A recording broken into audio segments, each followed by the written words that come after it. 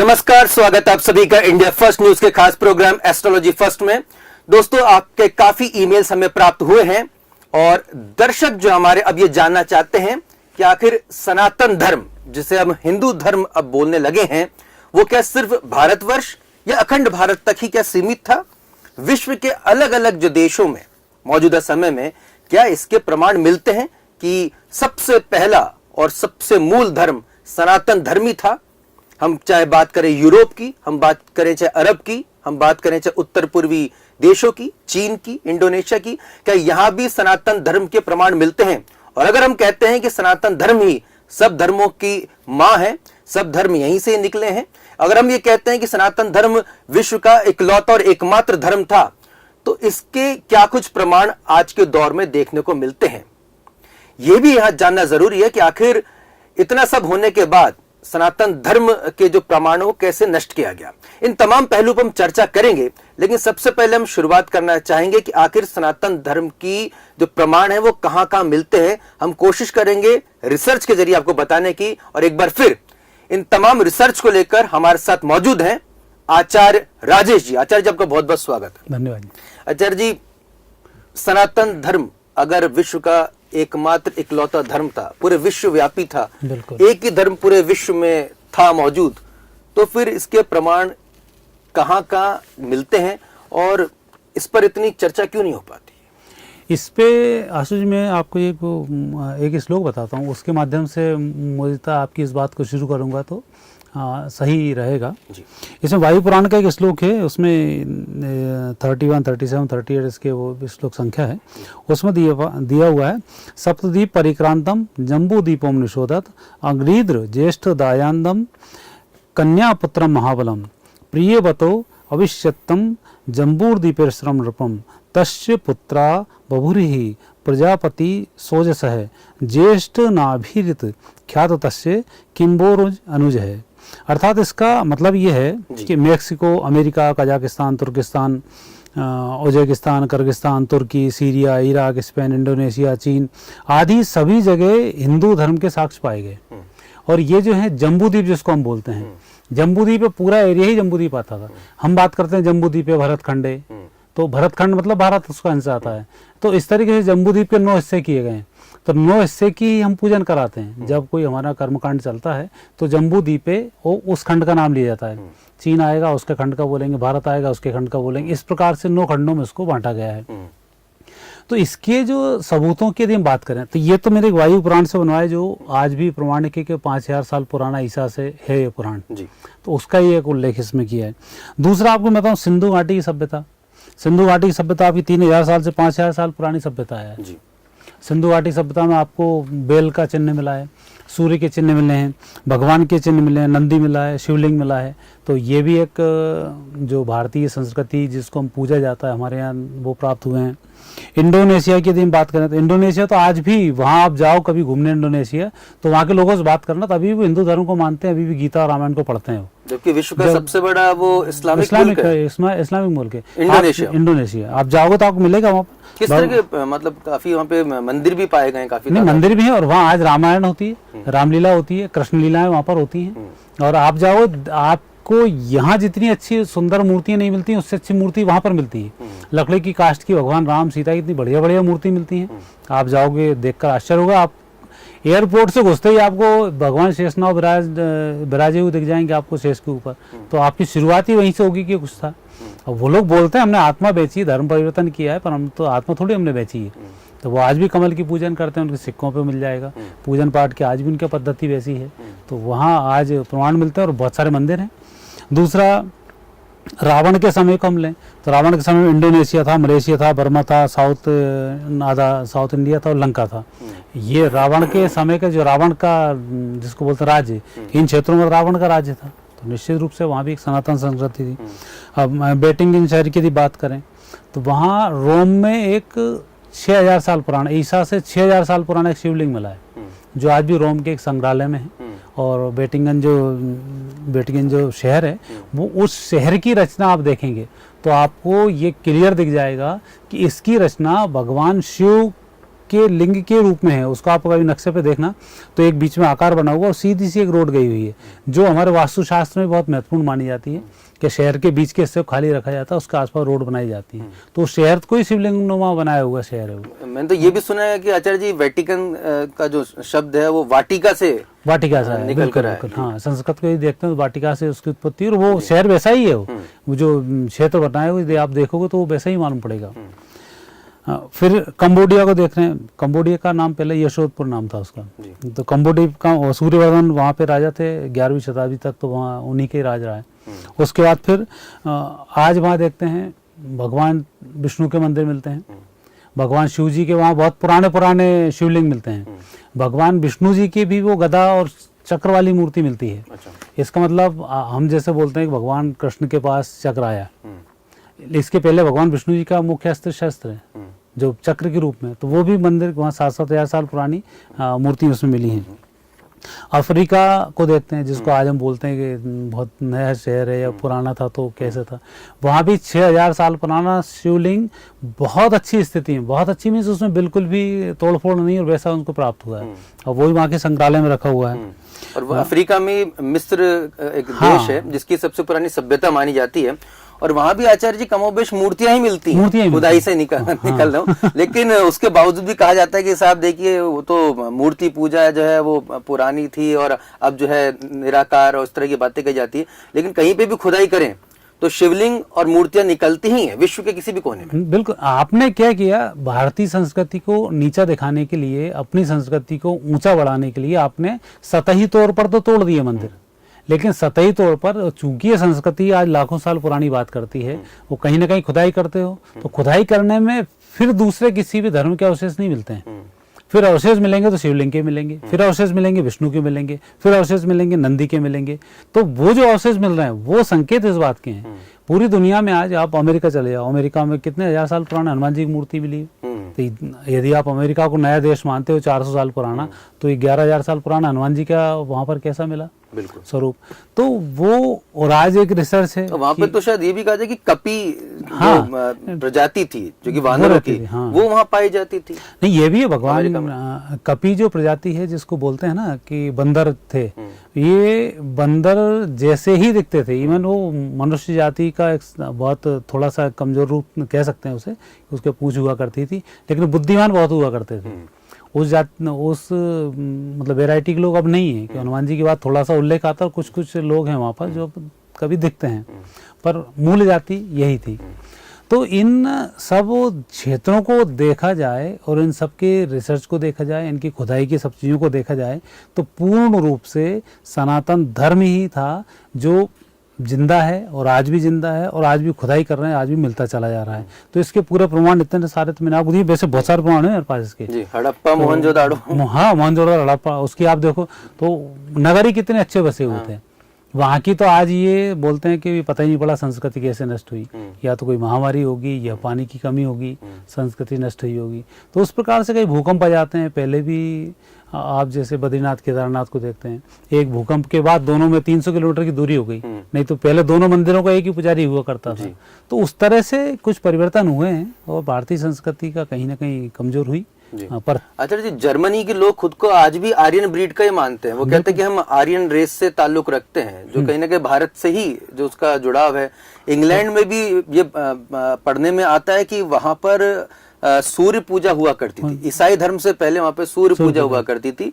तो हालांकि ये हैरान कर देने वाली बात है दर्शकों कि सनातन धर्म इकलौता ऐसा धर्म है जो सभी धर्मों का मूल आधार है, और सनातन धर्म को ही समय समय पर नष्ट किया गया और उसके मंदिरों को, उनके प्रमाणों को तोड़ा गया, पूरे विश्व भर में तोड़ा गया।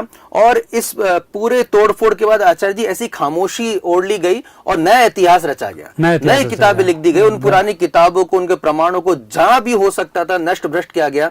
और जिन देशों की अब तक हम बात करते रहे, अब तक तो सिर्फ भारतीय उपमहाद्वीप की चर्चा की जाती रही कि साहब पाकिस्तान अफगानिस्तान में भी हिंदू धर्म था, बांग्लादेश में हिंदू धर्म था, इंडोनेशिया कंबोडिया, लेकिन आज आचार्य जी ने अपनी रिसर्च में बताया कि भैया ये सिर्फ भारतीय उपमहाद्वीप नहीं बल्कि अरब की हम बात करें, यूरोप की हम बात करें, रशिया की बात करें। आचार्य जी, मुझे याद है अपने चाइना का भी बताया था, चीन का, कि प्राग ज्योतिषपुर के नाम से जाना जाता था। मतलब अभी कुछ समय 7-8 साल पहले तक 7 साल पहले रसिया 11 साल पहले वहाँ अग्नि की पूजन होती थी। आज ही ईसाई लोग जो कैंडल जलाते हैं, कैंडल क्या है, ये आपके यहाँ का दीपक है, क्योंकि वहाँ घी बहुतायत में नहीं होने के कारण उन्होंने कैंडल का निर्माण कर लिया, पर अग्नि पूजा है वो।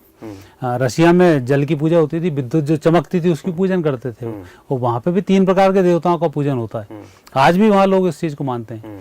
तो ये सारे संकेत ही ये हैं कि भारतीय संस्कृति हर जगह है, सनातन संस्कृति है, और उसी के रूप में ही पूजन की जाती है। कोई अग्नि की पूजन करके उसने अपना अलग धर्म रख लिया, किसी ने कुछ करके अलग रख लिया, पर आखिरकार सनातन ही है और वापस सनातन ही होना है। जैसा शुभारंभ होता है वैसे ही समापन होता है। तो अब जो शुरुआत होगी वो भी इस तरह से ही होगी, और भारतीय संस्कृति जिस तरह से फैलती जा रही है तो वो संकेत निश्चित रूप से साफ है कि सनातन थी और सनातन रहेगी।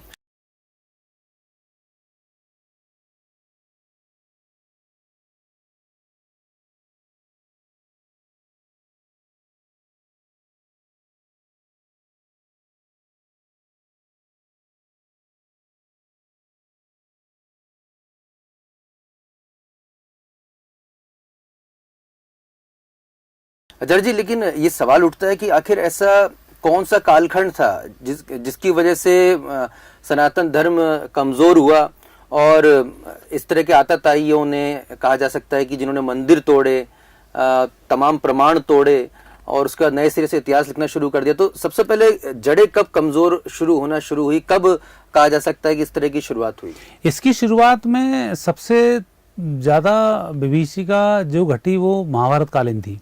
उस समय जो युद्ध हुआ था, उस युद्ध के बाद लोग इतना डर गए थे कि 2000 साल तक कोई उत्पात नहीं हुआ। मतलब उस युद्ध की विभीषिका इतनी खतरनाक थी, इतने लोग उसमें मारे गए थे।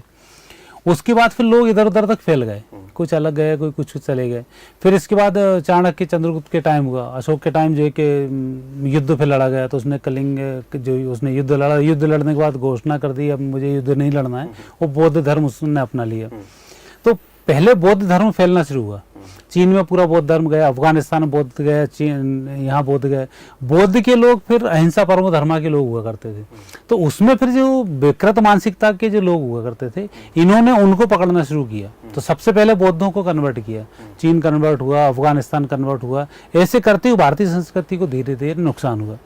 क्योंकि आज आप देखेंगे ईरान की स्थिति, 15 साल में पारसियों को भगाकर पूरा मुस्लिम देश बना लिया। 50 साल के अंदर पूरा यूरोप को ईसाई में कन्वर्ट कर लिया गया। लेकिन भारत के ऊपर हजारों साल इन मलेच्छों का शासन रहा। और दूर की आचार्य जी, पाकिस्तान जैसा हमारा ही जो भारत का हिस्सा हुआ करता था 70 साल पहले तक, जो हिंदुस्तान का हिस्सा हुआ करता था, अब वो इस्लामिक मुल्क है। इस्लामिक मुल्क। बांग्लादेश हमारा हिस्सा हुआ करता था, वो इस्लामिक मुल्क है। 70 साल में, ज्यादा पुरानी बात नहीं है। बिल्कुल। तो ये जो स्थिति है ये ऐसी बनाई गई स्थिति है। कि आप ये कहना चाह रहे हैं कि महाभारत काल में जब इतना बड़ा विश्व युद्ध हुआ तो तमाम जो योद्धा थे जो कि मारे गए थे, उसके बाद सब लोग अपने अपने, क्योंकि विश्व युद्ध था, सब लोग जितने लोग थे उसमें जाहिर सी बात है जो अपंग रहे होंगे या युद्ध में हिस्सा नहीं ले पाए होंगे या जो जैसे भी बच गए होंगे, तो उसमें कई ऐसे कुटिल भी होंगे जो युद्ध में भाग ही नहीं लिया उन्होंने, और वो पूरे विश्व में अलग अलग जगह फैल गए। लेकिन काफी समय तक युद्ध नहीं हुआ, और धीरे धीरे जब संत और ऋषि मुनि जब वहां पे नहीं रहे, तो धीरे धीरे इस तरह की जो घटनाएं थी उन्होंने सोचा कि भैया अब कोई है ही नहीं, धर्म प्रचारक ही नहीं है, धर्म नहीं है, तो इस तरह की अब घटनाएं जो है शुरू होना शुरू हो गई, और अपने अपने स्तर पर लोगों ने अपने अपने धर्म बना लिए। और देश काल परिस्थिति के अनुसार उन्होंने धर्म बना लिए, उनके अपने नियम बना लिए। जो परिस्थिति में उनका पानी नहीं है तो कपड़े ज्यादा नहीं धोना है, वहाँ खजूर फेमस है तो उन्होंने खजूर को मुख्य फल बना लिया। साउथ में नारियल बहुत होता है, उन्होंने नारियल लेकिन पूजा पद्धति उस वक्त भी वही रही, आज भी पिछले कुछ बस 1000-1500 साल का अगर हम देखें इतिहास, उस वक्त फिर उसके बाद उसको जो पद्धतियों को एक धर्म या मजहब या क्रिश्चियनिटी कह लीजिए, इस्लाम में कह लीजिए, उसमें उसको नहीं, उसको भी आप नहीं कह सकते। अच्छा। आज यदि हम काबा की बात करें, आप क्या पूजन करने जाते हो, वहां परिक्रमा आप करते ही हो, आप वस्त्र लपेट कर परिक्रमा करते हो। ये भारतीय भगवान शिव की पूजन का तरीका नहीं है क्या? आप महाकाल की आरती करने जाओ, सुबह आपको गमछा दिया जाएगा जो बिना सिला कपड़ा होगा, उसको आप लपेटोगे और भगवान शिव की परिक्रमा करोगे, वहां पूजन करते हो। वही पूजन पद्धति वहां पर है। किशनरी के किसी भी मिशनरी के उसमें चले जाओ आप, चर्च के अंदर, चर्च में आप जाके प्रेयर करते हो तो बुत परस्ती इसको बोलते हो, तो आप एक पर्टिकुलर जगह जाके पूजन तो कर रहे हो ना। हमने हनुमान जी के रूप में कर लिया, आपने मंदिर के रूप में कर लिया, आपने मस्जिद के रूप में कर लिया, पर परिस्थिति तो वही है ना। तो वो संस्कार आपसे नहीं जा सकता कहीं पे भी, आप उसको परिवर्तित कर सकते हो। तो वो सनातन संस्कृति के ही हिस्से हैं। यदि उनकी पूजन पद्धति को आप देखोगे तो भारतीय सनातन संस्कृति के अंदर वो पूजन पद्धति आपको मिल जाएगी, क्योंकि हमारे यहाँ किसी व्यक्ति को रोका नहीं गया है। भगवान ने गीता में खुद बोला है कि आप किसी भी मार्ग से मुझे भजो, यदि मुझे आप शत्रु के रूप में भजोगे तो भी मैं आपको मिल जाऊंगा, प्रेम से भजोगे तो भी मिल जाऊंगा, प्रेमी के रूप में भजोगे तो भी मिल जाऊंगा, निराकार में भजोगे तो भी मिल जाऊंगा, साकार में भजोगे तो भी मिल जाऊंगा, पंच तत्वों में भजोगे तो भी मिल जाऊंगा। मैं हर जगह उपस्थित हूँ, कैसे भी तुम मेरी पूजन करोगे मैं तुम्हें मिल जाऊंगा। विकृति बस ये आ गई कि हर धर्म में अपने आप को श्रेष्ठ बता के दूसरे धर्म के ऊपर आक्रमण करना शुरू कर दिया। और वहां जो हमारी सज्जनता थी कि अहिंसा परमो धर्म, उसमें हमें कहीं ना कहीं से एक क्षति पहुंचाई गई। लेकिन आज फिर वापस जो परिस्थिति बन रही है वह विज्ञान चूंकि डेवलप हुआ है, तो विज्ञान ने इसी संस्कृति को स्वीकार किया है। आज विज्ञान में जितने प्रमाण मिल रहे हैं सब भारतीय संस्कृति की सत्यता के मिल रहे हैं। आज रिसेंटली कोरोना चल रहा है, हाथ जोड़ना सिखा दिया, जबकि हम पहले बोलते थे जब आप दोनों हाथ जोड़ोगे तो आपके अंदर ऊर्जा आएगी और किसी व्यक्ति से हम नतमस्तक होगे तो गुस्से वाला व्यक्ति भी शांत हो जाएगा। तो प्रणाम करने का इतना बड़ा अधिकार है। आप किसी व्यक्ति को हाथ से मारोगे 100, 200, 500, 600 लोगों को तो मार सकते हो, लेकिन एक बार हाथ आपने जोड़ लिया तो 1 लाख लोग आपके हो जाएंगे। तो हाथ जोड़ते ही लाखों लोग आपके हो जाते हैं, जबकि आप शक्ति कितनों को मारोगे आप। तो संस्कृति निश्चित रूप से पूजनीय है और यही संस्कृति पूजनीय रहेगी, चाहे भले कितने मंदिर तोड़ दिए जाए, कितने प्रमाण। और आज विश्व में किसी भी जगह आर्कियोलॉजिस्ट जो हैं वो जब भी खुदाई करते हैं, प्रमाण खोजते हैं, तो वहां पर भारतीय संस्कृति और सनातन धर्म या जिसे हिंदू धर्म हम बोलते हैं उसके प्रमाण मिलते हैं। शिवलिंग मिलते हैं, मंदिर मिलते हैं, मूर्तियां मिलती हैं। और ये जो पूरी रिसर्च जो आचार्य जी बता रहे हैं वो इन तमाम देशों के संग्रहालय, म्यूजियम्स में भी वो तमाम मूर्तियां मौजूद हैं। और आचार्य जी मतलब जो आपने कितना बड़ी बात बोली कि ईसा पूर्व अगर बोल रहे हैं तो कुछ ना कुछ पूर्व में थोड़ा ही है। और एक शब्द है सेंट, हमारे यहाँ संत बोलते हैं, और वही शब्द जो है वहां पर जाके सेंट बन जाता है। सेंट पीटर्सबर्ग हमने नाम सुना होगा, कई जगह सेंट बोलते हैं। तो वो शब्द वो लोग बोल ही नहीं पाते। हाँ। कई भाषाएं ऐसी जिनमें कई शब्द तो विलुप्त हैं। आज संस्कृत भाषा जाओ हमारे कितने सारे शब्द हैं, संस्कृत से कम हिंदी में आते हैं, हिंदी से कम बाकी उसमें आते हैं, तो बहुत सारे शब्द वहाँ विलोप हो जाते हैं। तो इसलिए संत को सेंट कर दिया जाता है। और सूर्य को सन बोल देते हैं, मतलब दोनों का, एक मून को मंडे बोलते हैं और हमारे यहाँ चंद्र बोला, चंद्रवार बोला जाता है। ऋषि अगस्त के नाम पे मुझे लगता है कि अगस्त का जो महीना है, अगस्त वो उन्होंने किया हुआ है, अगस्त जिसे बोलते हैं जी। तो वो ये प्रमाण बिल्कुल सामने हैं। लेकिन हमारी जो कहा जा सकता है ये पॉलिटिकल मूवमेंट बना, और पॉलिटिकल मूवमेंट की वजह से कहीं ना कहीं ये दूसरे देशों पे कब्जा करने की जो रणनीति रही विश्व युद्ध के दौरान और उससे पहले और उससे भी पहले, जब तमाम जो एक दूसरे के ऊपर आक्रमणकारी नीति आई, तो धर्म को आधार बना के एक दूसरे ऊपर हमला किया जाने लगा। और यही वजह रही कि उसके बाद इतिहास को नष्ट भ्रष्ट कर दिया गया। इसके भी प्रमाण मौजूद है कि नालंदा में, तक्षशिला में जो पुस्तकालय थे पूरी तरह से जला दिए गए, तमाम जो किताबें जला दी गई। और अब दर्शकों की सनातन धर्म को कहीं ना कहीं अब फिल्मों के जरिए भी, जो आचार्य जी आपने बताया इससे पहले, मैंने इसलिए उसको स्पेशल किया था। भारतीय संस्कृति को किस रूप से टारगेट किया जाता है, जरा जरा से घर के सीरियल्स के रूप में, फिल्मों के रूप में, छोटे छोटे सी कहावतों के रूप में। लेकिन अब पर है ये कि आज वो वापस जिंदा हो रही, सबसे बड़ी बात ये। इस प्रोग्राम का मकसद हमारा ये कतई नहीं है कि भाई जो दूसरे धर्म में है, मजहब हैं या समुदाय हैं, वो अपना धर्म छोड़ के सनातन संस्कृति को अपना लिए। उनका निजी राय हो सकती है, निजी फैसला हो सकता है। हम यहाँ पे धर्म का ये प्रचार नहीं करें, लेकिन हमारी अप्रोच इस बार ये रही कि एक हिस्टोरिकल आपके पास फैक्ट्स हम लेकर आए कि कितने कम समय में अंदर ही सनातन धर्म का हजारों साल पुराना जो इतिहास है उसको कुचलने की कोशिश की गई, इतिहास के जो प्रमाण है उनको नष्ट करने की कोशिश की गई। लेकिन उसके बावजूद भी आज भी विश्व के किसी भी कोने पर अगर आप खुदाई करते हैं तो आपको प्रमाण मिलते हैं सनातन संस्कृति के। अगर आप साइंटिफिकली, अगर आप अपने भाषा के अगर आप रिसर्च करने जाते हैं तो मूल आधार संस्कृत भाषा ही निकलती है विश्व के किसी भी भाषा की। और अगर हम विश्व के किसी भी हिस्से में किसी भी रेस की हम बात करें, किसी भी जाति की हम बात करें और उसके डीएनए में अगर हम जाते हैं तो आपको वहां भी सनातन धर्म ही मिलता है। तो ये कहने में डर किस बात का, डर किस बात का, भय किस बात का?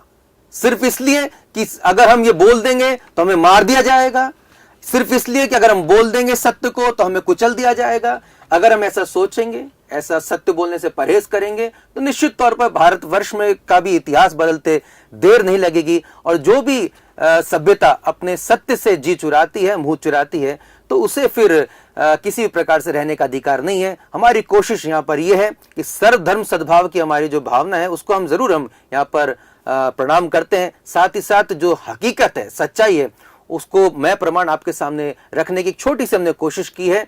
उम्मीद है आपको हमारे ये प्रयास पसंद आएगा और सभी की भावनाओं को हम प्रणाम करते हुए फिलहाल इस एपिसोड को यहीं पे विराम दे रहे हैं।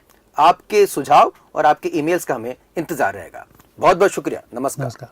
मुद्दों पर सीधी बात, आक्रामक अंदाज, आकर्षक ग्राफिक्स, पब्लिक की आवाज। सोशल मीडिया न्यूज में सबसे भरोसेमंद नाम, इंडिया फर्स्ट न्यूज। अंतर्राष्ट्रीय सर्च इंजन गूगल ने भी सराहा। लाखों दर्शकों की बना आवाज, इंडिया फर्स्ट न्यूज। सभी दर्शकों का बहुत बहुत शुक्रिया। Subscribe now. India first news, mission for the nation.